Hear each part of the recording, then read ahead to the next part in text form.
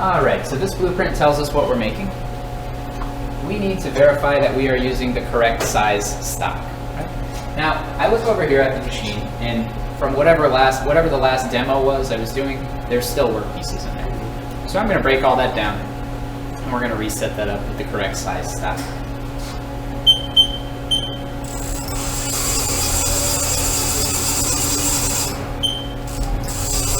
So as a review, what do we call this right here? The thing that we're using to clamp onto the part. That's the fixture, right? If we want to be more precise, we could say that that type of fixture is a vise, right? But I like this machine because this machine actually has 3 different fixtures in it. It has a vise. This is clamping a round part. Does anybody know what this type of fixture is called? Chuck. That's called a chuck. Typically, you'll see vices on mills and chucks on lathes. They're the 2 most common types of fixture. But obviously, you can put a chuck on a mill. Right? It's done right here. Now, another type of fixture we have over here turns this machine into a 5-axis machine. If we had nothing on the table of this machine, it would be a 3-axis machine. It can move left to right as X, forward and away from you as Y, up and down as Z, right? This machine can actually rotate a part in 2 different ways if you put the part in this fixture. What type of fixture does that look like? A chuck, a vise? I'll say a little bit of both. It's a little bit of both, right? It is kind of a compromise of both, believe it or not. So that is actually a self-centering vise, right? You see that both jaws move on this? Yep. So it is kind of like a compromise between a vise and a chuck. Chucks always hold things at the center line. Yep. This always holds things at the center line. Well, a vise has 2 parallel planes that come together. You can locate on anything that has 2 parallel planes. So you could put this part in there and clamp here and here because that is parallel to that. You could put the part in this orientation and clamp here and here because that's parallel to that. You could also do this as well, right?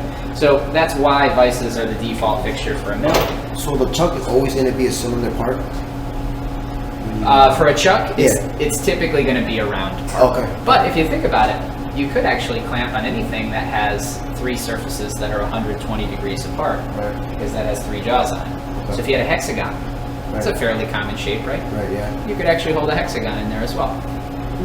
Right? Good question. Yeah. So we have a regular old vise, Yeah. regular old 3-jaw chuck, and then we have a self-centering vise. Now, you can also have fixtures that are dedicated to a specific type of part. You build a fixture around the part. You bolt the part down using bolts. Right? So then you're just using, typically, Allen wrenches to tighten down some bolts on a fixture. And when you're done with the part, you loosen up those bolts, take the part off, put the next part on, and tighten it down with bolts as well. We would call that a dedicated fixture. And, you know, your creativity is the only limit on what you can do with dedicated fixtures. But for generic fixtures that are already made that work for most things, you have a vise, a chuck, and a self-centering vise. Now, quick little sidebar here, because I think this is very cool. I said that that fixture turns this into a 5-axis machine, right? If we put our part here. This is what I mean by 5-axis. You can move one rotary axis and a second rotary axis on top of that. Now we got to be careful on this particular machine. You notice this is the only machine in this cell that has this big 5-axis fixture on there. The other machines do have a rotary fixture, but they're 4-axis rotary fixtures. They don't take up as much room. I have to keep in mind this tool or this coolant line can hit into this fixture, even if I'm over here machining something over there. So you know what I probably should do before we move on? I should probably take this and just rotate it the other way, so that way we get a little bit more room in the machine. So let's do that.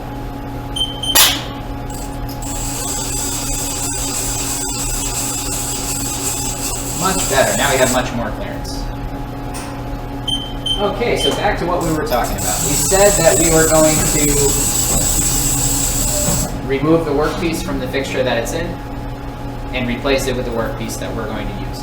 Now that actually has a couple of different steps to it. First of all, the top drawer of our toolboxes has a vise handle in it. The vice handle is used for loosening the part or moving the vice a large distance. When we actually clamp our part, we go down to drawer number 6, and we have a torque wrench that can be adjusted to put different amounts of torque on the part. So we don't want to put just our guess of how tight this should be. We want to put an exact torque. But this is really cumbersome to move the vise very far distances, and also you shouldn't open a vise with this because torque wrenches are really only calibrated to go one way, and you knock them out of calibration by going the other way. Right. So we're loosening the vise, we'll use the vise handle. Sometimes you can get away with like a little palm strike there. Sometimes these vices have to be so tight to hold on to the part that you can wrench on this and you just won't be able to get it loose. If that's the case, we also have a hammer right next to the vice handle. What I advise that you do, put the vice handle somewhere to the left of the 12 o'clock position and hold it down with your hand. Give it a little tap with the hammer. So the shock from the hammer will break the pressure loose. All right, so there's some workpiece. Not sure if it's the one that we need, so I'm just going to set it aside. I noticed there's some other stuff in here. Do you remember what this is called? Parallels. These are called parallel keepers. These keep the parallels in position. So I'll set those aside for now. Anybody know what these are called? You just guessed it before I guessed it again. Parallels, very good. Yep. So parallels and parallel keepers are really friends. The parallels actually do the work. The keepers just keep the parallels from falling over. Particularly when you're rapiding back and forth, drilling holes along the y-axis, the machine will jerk quite a bit. Well, these are pretty thin, so they have a tendency to fall over. Then you drill another hole, there's nothing holding the part up, so that creates a lot of problems, right? So the parallel keepers just keep these in place. That's it. Now, parallels come in a lot of different sizes. We have a whole set of parallels here. The set of parallels that we have go from 1/2 inch all the way up to 1 5/8 of an inch. And they go in 1/8 inch increments. So we have 1 5/8, 1 1/2, 1 3/8, etc. So why would we use different size parallels? Well, depending on the size parallels that you use, you can set your workpiece either deeper in the fixture or higher out of the fixture. So we're not doing this yet. We're spending the first 5 weeks on hole making, spot drilling, drilling, tapping, reaming. So we're going to be doing all our work punching holes in the top surface of the part. But later, we're going to be milling around the outside of the part. We're going to be cutting shapes into the outside of the block. So that's called milling. And when we milled this block right here, you can actually see how far we went down on it, right? You can see that edge right there. Well, what happens if we were holding with parallels that were a little bit lower? And let's pretend that my fingers here are the front jaw of the vise. Yeah, what would happen when you come down to this depth? You'd mill right into the vise, right? No good. No good. So we have to be careful about selecting our parallels, more so from week 5 to 10 when we're doing milling. But keep in mind, most jobs in the field incorporate both milling and hole making. Right? Most times you mill some shape into a part and then add some holes to it. So it's almost always a consideration, right? It's something you should be thinking about. So what size parallels do we want to use today? Well, let's say we want to have 3/8 of the part sticking up above the fixture. So if we want to have 3/8 of the part sticking above the fixture, what do we do? Well, if you use it, well, we only have 1/2 inch up to 1 5/8. So if you use 3/8 parallel, that wouldn't work. Good guess. Well, what if we, let's see, what if we just take the part and just set it in the bottom of the vise, and then we measure the distance from the top of the vise jaw down to wherever that is, and then we subtract 3/8 from that, and that'll give us the size parallels that we want.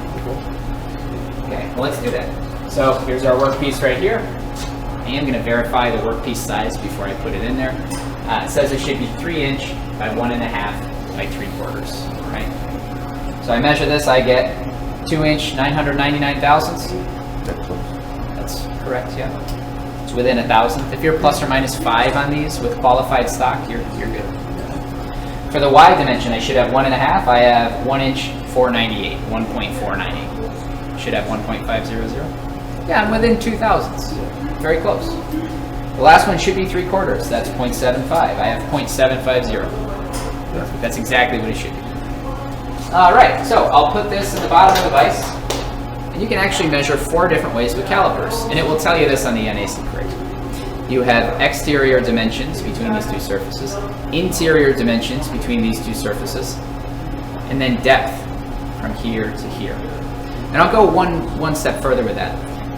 Depth is really depth when you have a clearance restriction. If you're trying to measure a hole depth and this fits inside of it, then this works okay. If you're trying to measure a depth in a tight pocket of a part, that works okay. But it's really hard to measure depth like this, because when I put it on the part like this, you see how this can wiggle back and forth? And there's really not much surface area here to sit that on. Okay. Well, I said there were 4 measurement surfaces. There was 1, 2, 3. What's the 4th? Well, the 4th is actually back here. The 4th is the distance between this and this, right? And that also measures depth. That measures depth exactly the same way that from here to here measures depth. The only difference is this has a lot more surface area to sit on than this. So this is for measuring depths when you do not have a clearance restriction. And I don't have a clearance restriction here, right? So I'm going to open this up.